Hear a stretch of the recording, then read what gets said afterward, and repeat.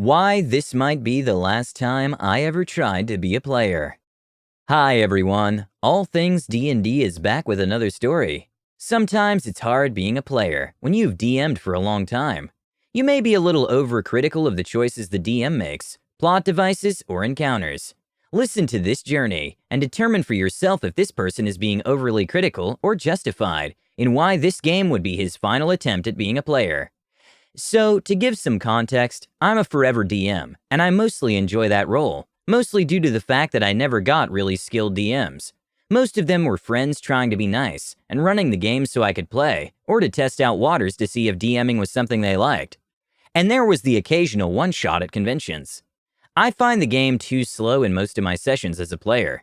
I'm not saying my friends were bad, it's mostly due to how I enjoy games. The other players were having fun, and so I generally did the majority of the DMing. During the first quarantine, I decided to give being a player a shot, with a DM proposing a more open-world campaign, centered on a small village and his wilderness. The first sessions were really good. The 3D map was beautiful, and my character with his background integrated into the village was great. Having a smaller setting made every NPC more meaningful. I could talk to anyone, and I was really invested in the story and my goals. Honestly, I don't have a negative thing to say about those first sessions. They were some of the few times I enjoyed being a player. But then arrived the Lost Trader quest. We were so busy with all the side quests that we forgot that our first duty was to find out why the usual merchant didn't arrive with his cart full of supplies. So we got back on the road, and after some search, found his cart littered with primitive arrows, and later his body being eaten by the wolves. We easily come to the conclusion that he managed to escape and died from his wounds in the forest, or got finished by the wolves, but that last point doesn't matter. We tracked down the stolen supplies to a cavern. Instead of rushing in blindly, we decided to try to smoke whatever is inside out. But we realized there was another entrance on the other side. With no other option, we head inside. We finally reach a ruined fort, and immediately start getting shot by arrows while approaching. We put up a pretty good fight, attacking and flanking from every side, putting some hurt on the goblins, before reaching the center of the fortress. But this is where it started going downhill. As I was preparing my bow, I realized the only other occupants in the room were an old goblin woman, some wounded male goblins, and their children and wives. They started cursing us for killing their only viable men, telling us that they only wanted to scare the merchant and steal his food to survive. Some of the members of our party were feeling guilty, but I wasn't having any of that. So in order to make the party feel better, I decided I would talk to the goblins. The old goblin woman angrily spat, "We were just trying to feed our groups, and you slaughtered us." "You killed our merchant. What did you expect?" I replied. "We only wanted to scare him." "Yeah, by shooting arrows at him and making him flee wounded in the woods where he bled out."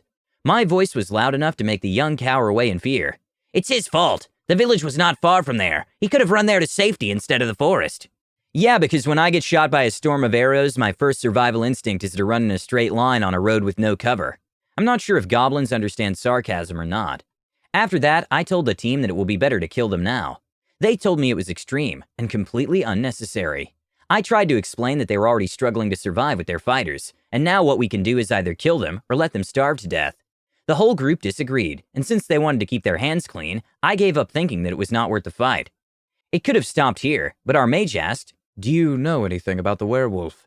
in reference to one of our side stories. The goblin woman said no, and he responded, "Right then, we spare you, and in exchange you're going into the forest to search for clues for the werewolf." "Yeah, right. We just fought an owlbear, a giant spider, and found a pack of wolves nearby eating a guy. But sure, send the pregnant woman and the old lady out in search of a werewolf," I said. I was a little pissed off by this session's end, but still had a pretty enjoyable fight. But I was a little disappointed in my companion's choices. I decided that I was going to stop being a player in this campaign, mostly for scheduling reasons, which was a good decision, because my final session was the final nail in the coffin. Our last mission was going to be the cleansing of some ruins full of undead on a forgotten hill. The quest was given by the monk that ran the monastery in the village. I asked precisely why we needed to cleanse the place, since they were far from any human activity and were not attacking the village. We got a clear answer that it was for holy reasons, and we were going to get paid. Everyone heard the situation and agreed to do the job and kill some undead. We arrive at the ruins and get immediately attacked by the skeletons. We fight our way inside the dungeon and find a new character, the new player's introduction. He had been captured as he was exploring the ruins and put into a cell without explanation.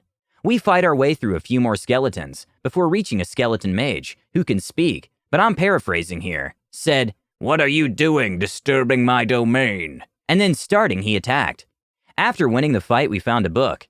The DM sent us a pretty nicely done fake parchment with the text. Props to him for this. And we discovered that the undead mage didn't know how he had been awoken, and he just wanted peace from the outside world while he studied.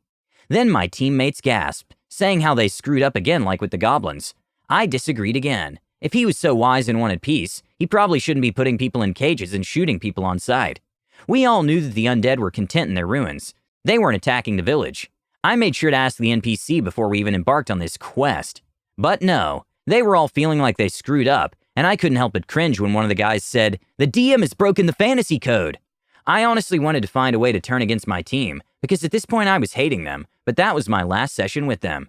I did a one-shot to try again as a warrior. Nothing important happened, and mostly just got bored, but that's not an important story. I really thought this time I was going to finally enjoy being a player. I was not the best, and did make some bad judgment calls with my character, but I still really felt like an outcast. The DM was far from being incompetent, and sometimes I really felt like I was talking to an NPC and not the DM. But after what I felt like, the DM was forcing us to feel guilty, and punished for choosing the violent option, when for me the situations he put us in made violence really the only option. I was feeling angry, mostly because I felt like the DM was trying to do a gotcha type of scenario. After this experience, I went back to being a DM, and I've never had any drama with my players. Mercy killing a helpless goblin? I don't know, he kinda lost me there. Getting angry at other players for feeling bad? Sure, the DM's make you question morality thing could have been executed better, but I don't think I would have been this upset. Would you? Is he right? Please let us know what you think and comment below. Don't forget to subscribe to our channel, All Things D&D. Our next video will be posted in 3 days, so stay tuned for more amazing Dungeons & Dragons content.